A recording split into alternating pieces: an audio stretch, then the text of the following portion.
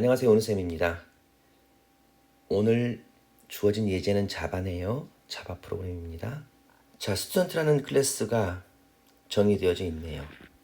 그리고 여기는 메인 함수가 들어있는 클래스. 그리고 스튜던트라는 클래스를 들여다보니까 4개의 필드가 역시 정의되어져 있고 1개의 메서드가 보이네요. 이 메서드는 보니까 클래스와 이름이 똑같은 생성자네요. 그렇죠? 얘는 생성자예요.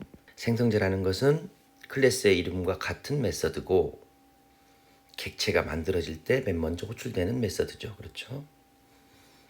그리고 여기 4개의 변수, 즉 필드를 보니까 각각 자료형이 이렇게 선언되어져 있는데 그 앞에 프라이빗이나 스태틱과 같은 키워드가 붙어 있네요. 그렇죠?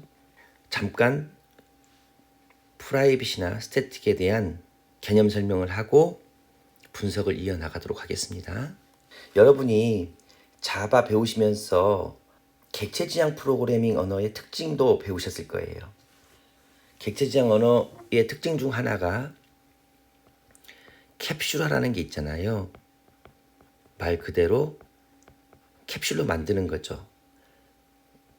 즉 데이터하고 알고리즘을 묶어가지고 하나의 객체로 만드는 거죠.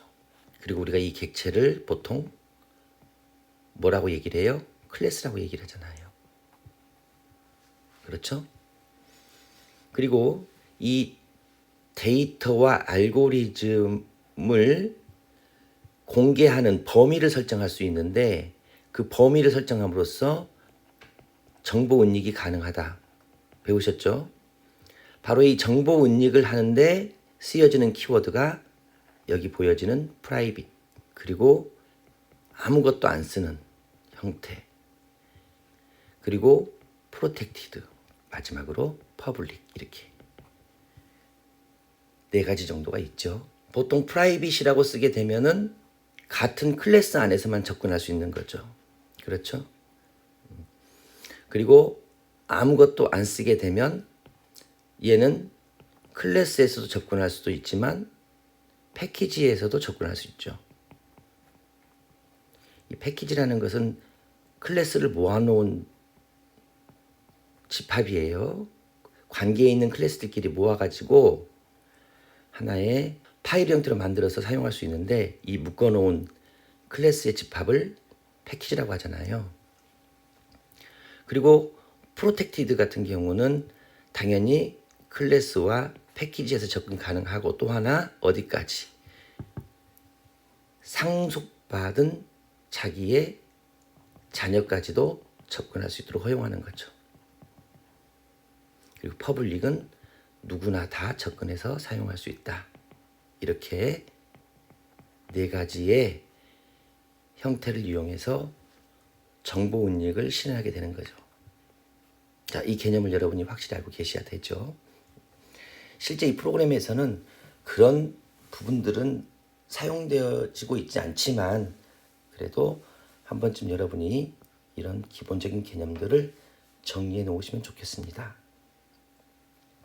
그리고 여기 이제 보여지는 스태틱이 있는데 이 스태틱은 접근 지정자와는 조금 맥락이 다른 거죠. 그렇죠?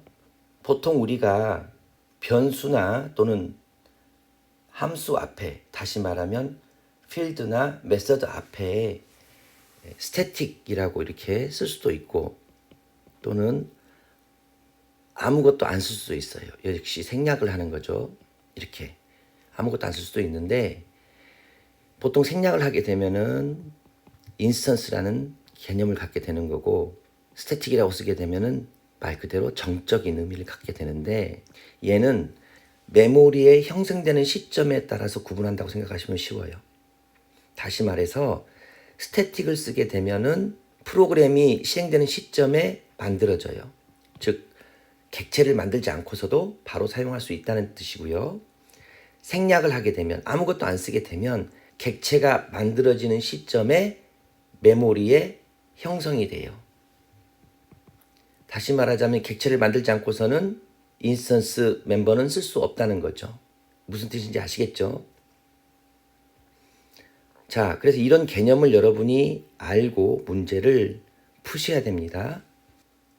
제가 그리고 방금 멤버라는 표현을 썼는데 여러분 멤버라는 것은 하나만 이야기하는 게 아니고 두 개 다 얘기하는 거예요. 즉 필드나 메서드를 의미하는 거예요. 필드는 보통 우리가 변수, 메서드는 보통 함수라고 얘기를 하잖아요. 정확히 얘기하면은 메서드는 클래스 안에 정의된 함수고 필드는 보통 변수, 클래스 안에 정의된 변수를 필드라고 부르잖아요. 그래서 이 두 개 다 스태틱을 쓸 수 있다는 거죠. 그래서 여러분이 여기 보시면은 메인 함수도 스태틱이 앞에 꼭 이렇게 있어요. 즉 이 메인 함수는 클래스를 만들지 않아도 프로그램이 실행되는 순간 자바 버추얼 모션이 딱 만들어주는 거기 때문에 여러분이 클래스를 만들지 않고 바로 사용할 수 있는 거죠. 그래서 프로그램이 바로 실행되는 거죠. 이해가죠? 자, 이런 개념들을 여러분이 가지고 이 문제에 접근하시면은 문제는 아주 쉽게 풀립니다. 그렇다 하더라도 몇 가지 주의해야 할 사항이 있으니까 그 부분까지 꼼꼼히 살펴보도록 하겠습니다. 자, 잠깐 지우고 계속 설명을 이어갈게요. 자, 이 스튜던트라는 클래스에 이 정의된 내용들을 가지고 어떤 식으로 우리가 생각해야 될지 한번 정리를 해볼게요. 여러분도 UML이라고 자바 시간에 조금씩 해보셨을 거예요. 잠깐 그려보면 이 스튜던트라는 클래스는 4개의 변수를 갖게 되는데 이렇게 정의가 되고요. 그리고 마지막에 스튜던트라는 생성자가 이렇게 있습니다. 사실 이 카운트라는 이름의 이 변수는 여기에 접근 지정자가 없죠, 지금. 그렇죠? 딸랑 스태틱만 있잖아요. 그래서 얘는 실은 어떤 형태로 우리가 써줘야 되냐면 이렇게 물결무늬기로 써줘야 되죠. 이렇게. 그렇죠? 즉 패키지 안에 있는 모든 클래스들끼리는 접근이 가능하다. 이렇게 생각하시면 되겠죠. 알고 계시겠지만 이게 마이너스로 쓰게 되면 프라이빗, 그리고 이렇게 물결무늬를 쓰게 되면은 생략된 거, 즉 패키지에서만 접근이 가능한 형태. 샵을 쓰게 되면 프로텍티드, 그리고 플러스를 쓰게 되면 퍼블릭. 이렇게 구분합니다. 이렇게 4가지를 이용해서 접근 지정자를 UML에 표시하죠. 자, 근데 이제 지금 이 카운트라는 변수가 어떻게 처리되는지를 우리가 아는 게 오늘 이 프로그램의 핵심이죠. 그래서 얘는 스태틱이기 때문에 이렇게 정의가 된다 하더라도 실제로는 마치 C에서 전역 변수처럼 따로 딱 만들어져요. 클래스와 관계없이 카운트라는 변수는 따로 만들어지게 되고 각각의 클래스들은 얘를 공유하게 됩니다. 이렇게. 즉, 이 카운트라는 이름의 변수가 스튜던트라는 클래스 안에 들어있긴 하지만 실제로는 하나의 독립된 영역으로 따로 만들어져서 이 스튜던트라는 클래스를 통해서 만들어지는 모든 객체들은 카운트라는 변수를 공유하게 되어 있다는 얘기죠. 즉, 한 번만 딸랑 만들어지는 거예요. 프로그램이 실행되는 그 시점에 클래스와 관계없이 딸랑 독자적으로 만들어지는 이런 형태의 변수가 스태틱 변수예요. 역시 스태틱 메서드도 마찬가지고. 그래서 여기 메인 함수도 스태틱이라고 써졌기 때문에 프로그램이 실행되는 시점에 딱 만들어져서 우리가 프로그램을 실행할 때 바로 이 메인 함수부터 실행이 되는 게 가능한 거죠. 이해가죠? 자, 그래서 여러분이 이런 개념을 가지고 이 프로그램을 들여다봐야만이 문제를 풀 수 있습니다. 그래서 이 문제는 지금 스태틱 멤버에 대한, 즉 스태틱 메서드나 스태틱 필드에 대해서 제대로 알고 있는지를 지금 물어보는 문제가 되는 거죠. 자, 그러면 메인 함수를 분석해 보겠습니다. 자, new라는 키워드를 이용해서 객체 하나를 만들었어요. 어떤 설계도를 이용해라. student라는 설계도를 이용해라. student라는 클래스를 이용해라.